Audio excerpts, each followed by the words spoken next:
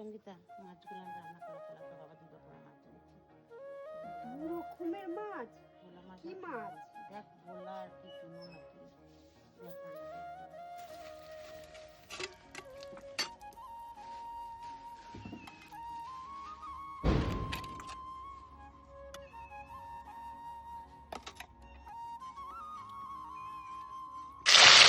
সবাইকে সর্ষে গুলা খেয়েছো, কেউ কি কালো জিরে ফোড়ন দিয়ে কোনোদিনও মাছ খেয়েছো? ভোলা মাছ। আজকে তোমাদের একদম হালকা পাতলা রেসিপি দেখাবো, কালো জিরে আর শুকনো লঙ্কা ফোড়ন দিয়ে কীভাবে হালকা পাতলা ভোলা মাছের ঝাল করা যায়। তো চলো দেখে নাও। সামান্য কিছু, বেশি কিছু না, পেঁয়াজ আর টমেটো কুচি আর কাঁচা লঙ্কা কুচি লাগবে। আর মশলা বলতে শুধু একটু জিরের গুঁড়ো দিয়ে দিলেই ব্যাস, আর নুন হলুদ চিনি স্বাদ মতো যে যেমন দেবে। তারপরেই হালকা কষিয়ে জল দিয়ে, জলটা ফুটে উঠলে মাছটা দিয়ে নামিয়ে দেবে, একটু ধনেপাতা কুচি দিয়ে। নাও, আমার মাছ রেডি। আমার তো খুব ভালো লেগেছে, তোমাদের কেমন লেগেছে জানিও, আর তোমরাই ট্রাই করো।